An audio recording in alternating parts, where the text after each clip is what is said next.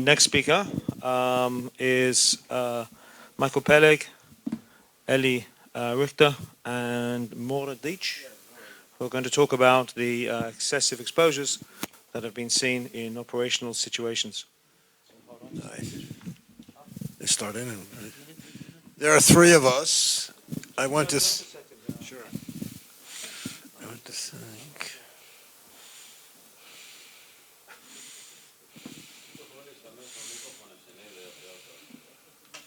Can you use this microphone? Can we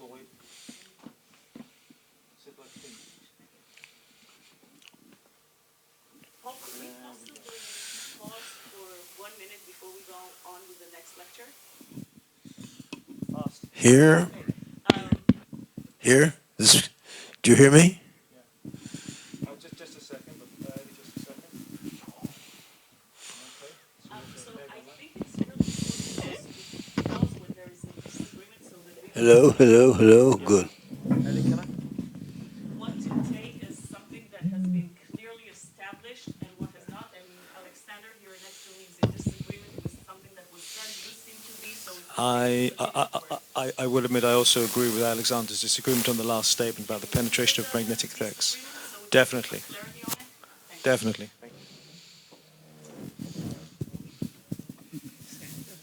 First of all, I working many years in the north, and I know exactly that magnetic component of the electromagnetic field much more strong effect than electrical field. Why? Inside iron frame of the shipping, we very good feel magnetic storm. The amplitude of the magnetic storm is much more or less than all type of radiation from cellular telephone, and I know exactly that it has a biological effect. It is first. Second, such radiation would be also Hormesis effect. Many years ago, millimeter radiation was used for recovery of the nerve system in the brain. The Rostov University and also Canadian University. It is a 1960 or about it. Three. Magnetic field interaction between helical component of the filament of the microtubulus much be stronger a few thousands times than electrical interaction.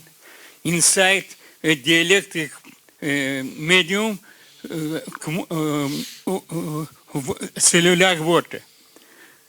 So we must take into account that spectrum of the cellular component is very, very wide, from terahertz to 0.1 Hz or less. It is necessary that we take into my personal disagreement with Professor Pal's statement that the magnetic component will penetrate is quite simply for electromagnetic theory. The electrical component and the magnetic component are intimately linked by Maxwell equations. If you've lost one, you've lost the other in terms of a wave. So in these terms, I do not personally believe that it will be an electromagnetic or the magnetic component would penetrate deeper.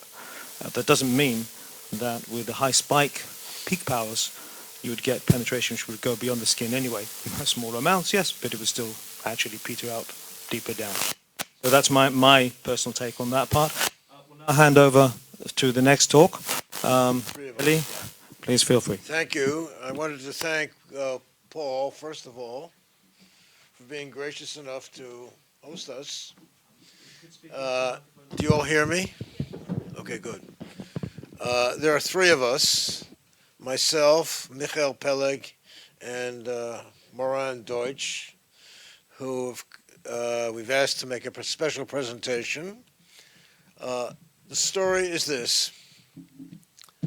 For some 30 years or so, I, as a doctor, was receiving patients who came to my office in occupational and environmental medicine, knocking on the door, saying, hey, I have a funny disease, I have cancer or other diseases, and I have had occupational and environmental exposures to radio frequency, especially in the military.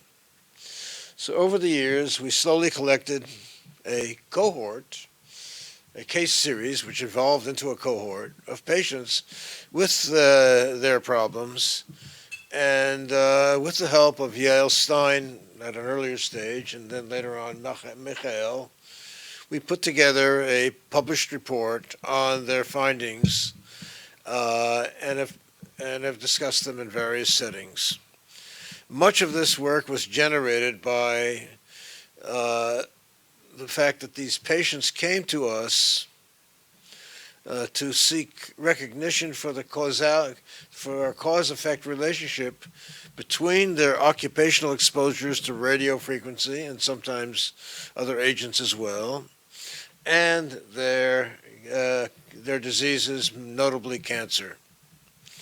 Michael Peleg assembled a very fine report several years ago, which he presented at the 2017 conference, 2017 conference, yes, a case series.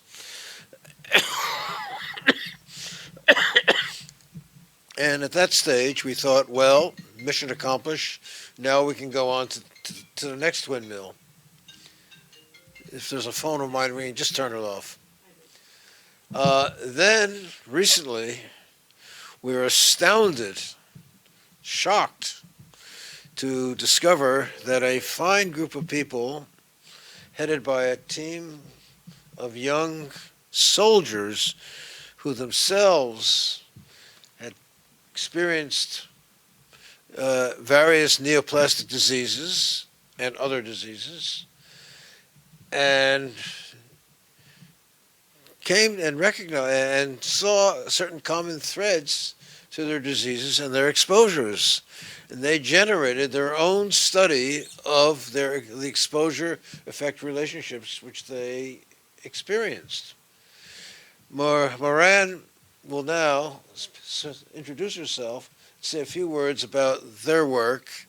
Then we'll go back to Michael, who will report our previous work, and then we'll have a discussion of the implications of what these findings were. Go ahead. I will start with the previous. Pardon?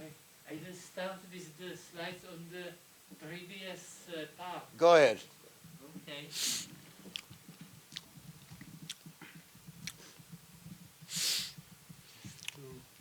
Okay. I should just say one thing. As a doctor, I was deeply concerned by the fact that many of the people who came to me were young men and women who had very sensitive positions in defending our country against rocket attacks. And I felt we had a responsibility to protect those who are protecting us. This feeling is what has driven my own work in this field in the last several years. I've been helped very ably by a statistical research assistant, or Levi Nativ, who could not be here today, and she has been patiently collecting and archiving all of our data. Michael, go ahead, please, and then... Okay. Okay. Can I just ask, are we talking about Ovdei Makam, they count? Yes. Yes, radar. But not only. Not only. Go ahead. Michael will lay out the story of what kinds of exposures there were. Michael himself is a radiation physicist, and he himself came to me because he too Okay, so was I one of think- our I think I should patients. start Yes. with the presentation. Yeah, let's keep it moving. Okay, here, how do I get up? By the way, has any coffee come? I'm about to fall over. I'll get you a cup of coffee. So sit down. Please go ahead. And if you could speak Okay. into the microphone. Okay, the background I think is known to all of us. Radio frequency radiation is classified as possible human carcinogen by IARC, Yeah, okay, go ahead. and based on epidemiology and on animal experiments. The carcinogenity was reported in many epidemiological studies, in animal experiments, and possible mechanism which caused it to happen were shown. We heard in this conference many good examples. There is a debate, scientific or commercial, around the subject. And there are at least 5 recent good research papers who claim that radio frequency radiation is a proven human carcinogen. The military setting is different from the consumer's one by 3 reasons. The exposure is much stronger, and it is a whole body exposure, so it's not only the brain in the consumer setting, but the whole body, which is much more volume, much more chance to make damage. There are high peak power pulses, the power is much higher than that of the smartphones, and the huge risk ratios are reported. This means good opportunity to study biology and a great opportunity to save people. But there are problems. Data is hard to obtain. The organizations are understudy our armies, and they oppose data collection. Data collection succeeded in very few countries till now, and the radiation level present in the military setting are expected to occur in the civilian one by the way of wireless power transfer and 5G. This is what we analyzed. The circle is our defense sector with many thousands of people in it. Some of those are exposed to radiofrequency radiation. The information we have, is there some pointer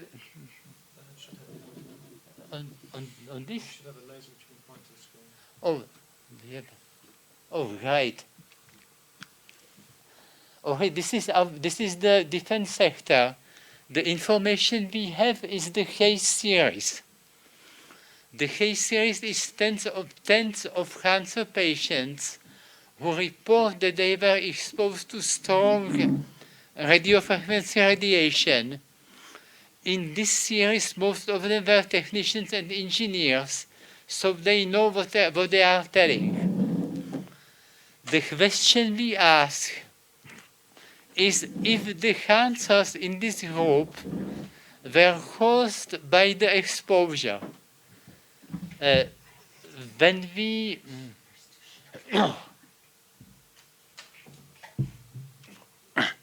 to answer this question, we look for non-typical cancer characteristics in this group, something that is different from the general population. And in particular, we use the, we use the percentage frequency method. Okay, we will present. This method is well known. It is well presented in this book. What is it? The hematologic. Okay, we are talking about hematologic cancers. This means leukemia, lymphoma, and plasma cell tumors. The percentage frequency of those cancers is the proportions of number of patients with those cancers to all the patients. In a picture, if those are all the patients in the case series, 30% of them have hematological cancers. This means that the percentage frequency is 40%. Very clear, intuitive, and simple definition. If we need a control group, we can produce it from the national cancer registries, because cancer types are registered in this database. We of course have to use the same ages and genders as we have in the case series. Okay, if the patients are 20 years old, we need to look at the cancer statistics at the same age. Okay, so we can produce control group from the general population. If this percentage is very different in all the nation and in the case series, we know something wrong is happening, that those cancers were caused by something different than what causes them in the general population. Okay? In the end, we will want to know also the risk ratios, which are the things that really interest people, and we succeeded to obtain them. Here are our results. The first two circles are about the group reported in 2018. Those were those 47 patients from Israeli defense sectors. The HL percentage was 40%. If we look in the cancer registry, it should be only 23. Calculations show that it cannot happen by chance. The p-value is very low. The p-value is the chance for this to happen at random without any radiation. So this didn't happen at random. And also in that paper we estimated all cancers risk ratios as 4.5. We used the multiple primary cases to estimate it. It's a rough estimate, but it's a high value. Those two circles are a large study of the Polish defense sector for many years. They studied all the soldiers in this sector, reported it in 1996. The cancer patients who were exposed to radiation had 36% of hemolymphatic cancers. The cancer patients... Talking about non-ionizing radiation. Yes, of course.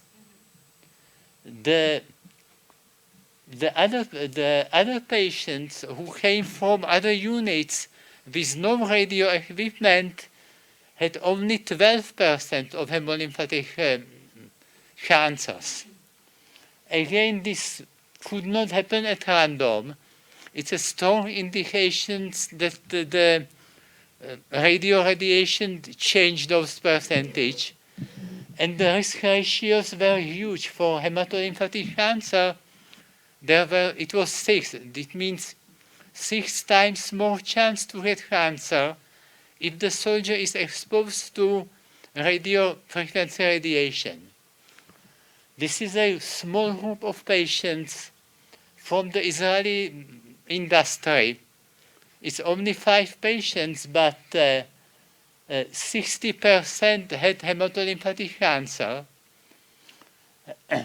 It should be only 17% judging from the Israeli cancer registry.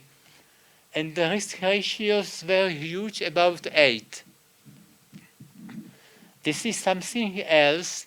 This is study not of diagnosis, but of causes of death of radar operators from the Belgian army. They took those people died of cancers, and they were previously radar operators. 8% had hemolymphatic cancers.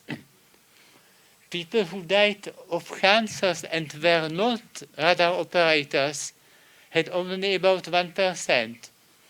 And the relative risk was very high, it was 7. Were these radar operators diagnosed during their army service or No, years no. after? It's not diagnosis, it's death. It's death. But It's with the, the other charts, so these are all diagnoses, right? no, okay. Those were diagnosed, I think, during the surveys. Surely. Those were during the surveys. Those were some during and some after. Those during the service. They were just employed in the company. Thank you. So what we see highly abnormal and hemolymphatic cancer risk. And we see that it happens in 3 countries. It happens over decades of time, and it happens with different radiation equipment. So there is no chance for some common factor other than the radiation that would cause it.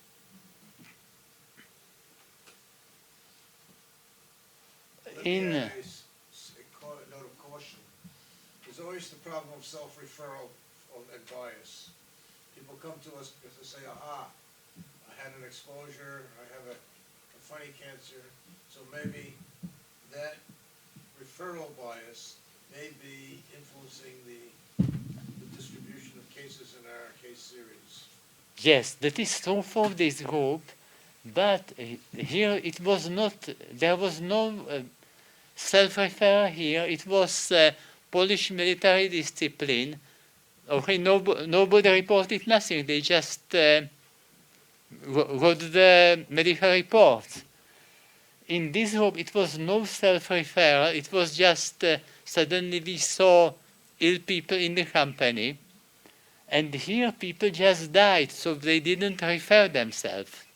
Okay, so the self-referral could occur here, but it doesn't explain the effects. Okay, recently, as Elihu explained, we met a new and very special case series. And Deitch will tell us what happened.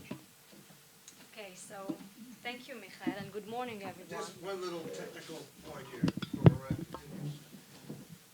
The case series is just a group of people with diseases. In our case, however, we know something about their common exposure. They were all with occupational exposures to radar. So it's more than a case series. They're actually a cohort, if you wish. The only thing we don't know is the size of the cohort. And by the way, it is not possible to obtain information on the size of the number of people exposed to radar in the military. That is a highly classified secret, understandably so. Go ahead. Okay, so good morning, everyone. My name is Mora Deitch. I'm a doctoral student at Bar-Ilan University, Department of Political Science, and I'm also the founder and CEO of Zohar, a non-profitable charity that I established in 2016. When I established Zohar, I worked at Social Security, or if I more formal, the National Insurance Institute of Israel. And the main goal of Zohar is to help as many cancer patients as possible, help them to better understand their rights and benefits by law.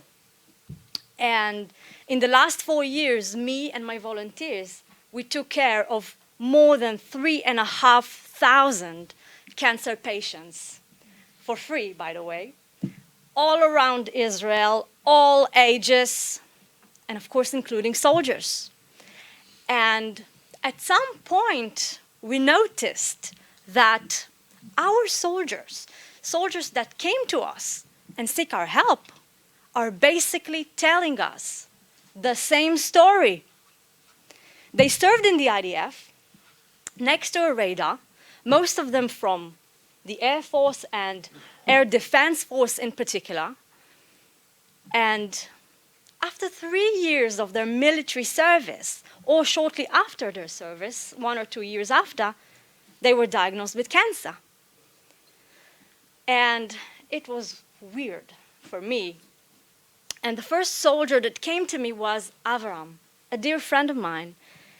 He came to me 4 years ago, and he was absolutely convinced that he got cancer because of his military service. He served in the Iron Dome unit. And I helped Avram. We submitted all forms to Ministry of Defense and Social Security, but Avram was the only one. But after several weeks, he came to me again, this time with another patient with cancer, another soldier from his own unit with the same cancer. And it was one soldier after the other, 5 overall from his own unit, and plus 5 from other Iron Dome unit. There are 2, overall 10, same age. And overall, we ended up with 16 soldiers from the Air Defense Force. And I have to say that 2019 was a devastating year for me, because in 2019, 5 Iron Dome soldiers died. It was shocking, but we decided, by the way, including Avram. Avram was the first one to start this round. And we decided, me, my volunteers, and the other, as I call them, Iron Dome survivors, we decided that we must take action because something is weird here. And we must find out whether or not there is any connection between their service, military service, and cancer, as Avram thought there is. And indeed, we wrote letters to the IDF, we went to court, we went online. As you can see, we performed in all the biggest TV channels in Israel. This is Avram, by the way, from the left. And nobody believed us. No problem. Nobody believed us. And I received letters from IDF telling me that this is random. This is what? Random. Yeah. They don't know anything about this phenomenon. It must be random, and that they refuse to take any further actions. They refuse to dig further. In addition, all legal actions against IDF and Ministry of Defense were rejected. And as a PhD student who is engaged in quantitative research, I decided that if the IDF won't do the research, then I will, with the help of my soldiers, with my volunteers. Because research is needed not just to make sure that this round of deaths won't be in vain, but also in order to save lives.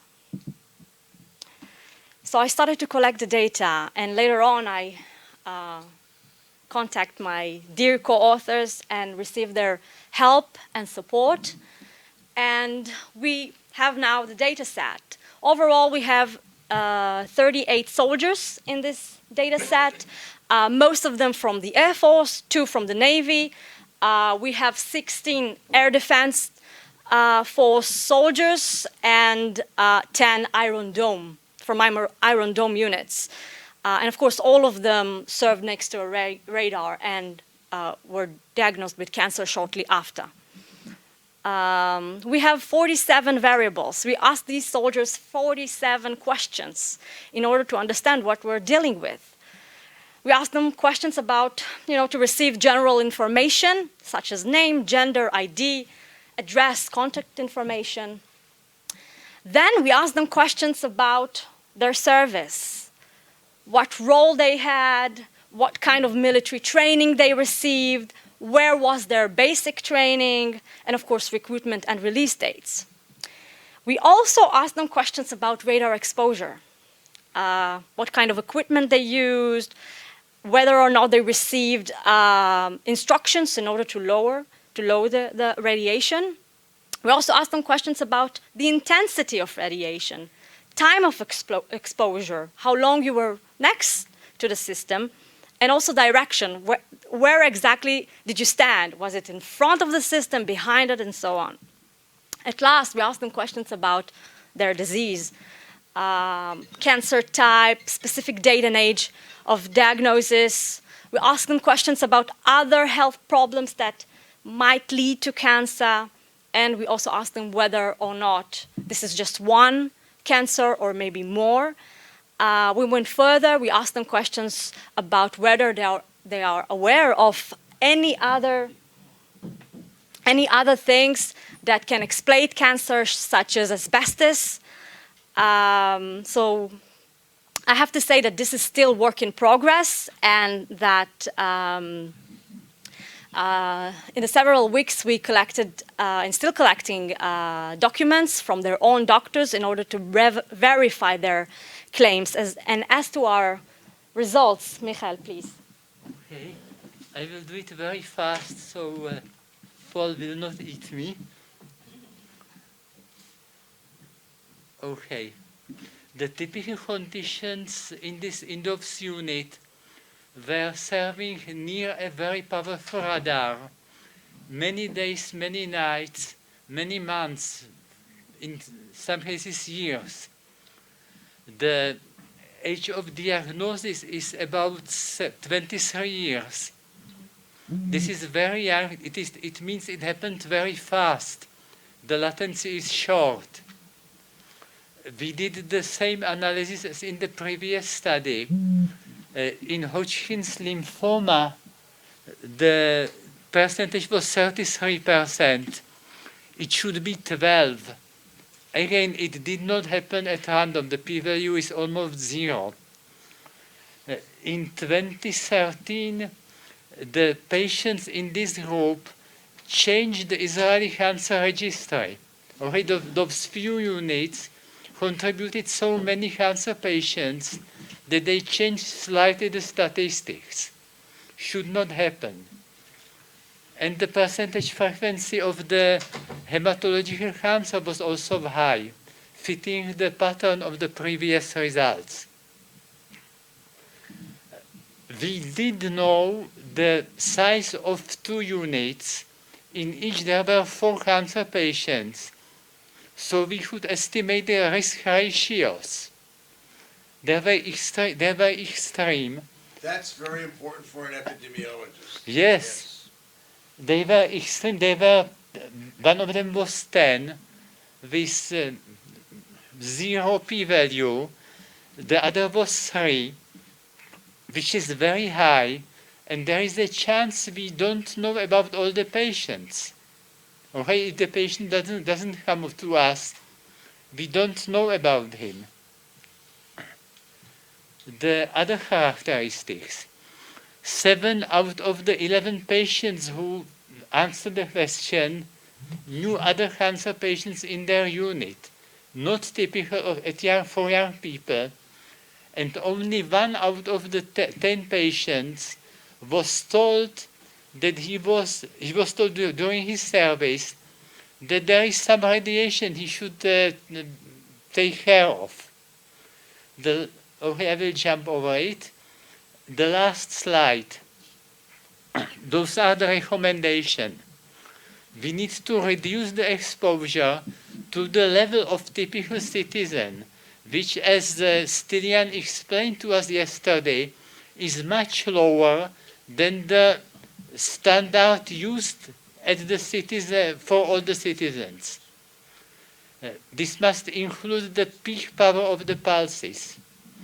The Army must publish and perform epidemiological study of everybody who is exposed. And the Army cannot say that some data is missing in other files, because the Army has all the data and must fill this gap in knowledge.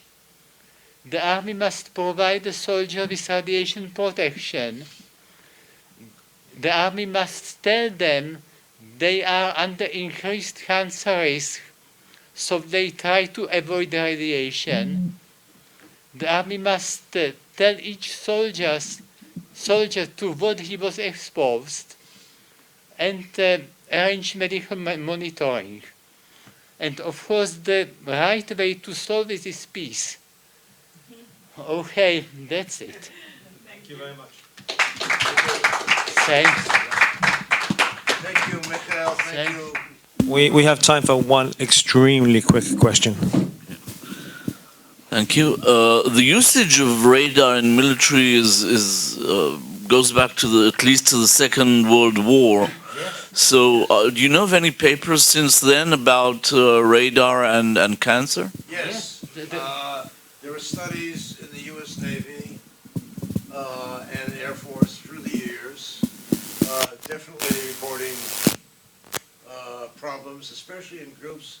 Subgroups were classified as having more intense occupational exposures than their peers. And these papers were published through the 80s and 70s and 80s and maybe even earlier. The people who were most open about the risks were the Soviets. The Soviets had a thing about being honest about radar in their own way. And they collected much of the early literature.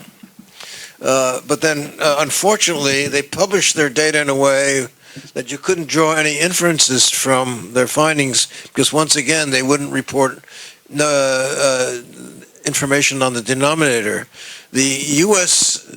studies in the U.S. Navy were done by some of the same people who did the atomic bomb studies, and they had some very, very carefully designed, the methodologies were quite good in that the denominators were quite carefully defined. Well, one remark from a former career naval officer. Also, the dead Belgian and other operators I presented another report 10 years ago. Yeah, just one quick remark. One remark from a former U.S. naval officer. The radar setup aboard a naval ship is such that the people operating the radar aren't right at the radar antennas. They're very, very distant from the operators. So the results you're going to get on the people operating the radar is that they have much less exposure. The risks were not, the risks that were reported in the Silverman studies were not off the wall, but there were excess risks in subgroups with specific tasks in handling certain kinds of radar equipment. But the groups as a whole, no, but there were subgroups whom they identified with excess risks for hematolymphatic diseases and brain tumors. Maybe, I'm not so sure about brain tumors, I don't remember, sorry. Okay. Okay, well, I'm going to... I can make this information available to you. Thank you. I'm going to stop the discussion because, of course, we have our last speaker of this session and we're already a little bit late.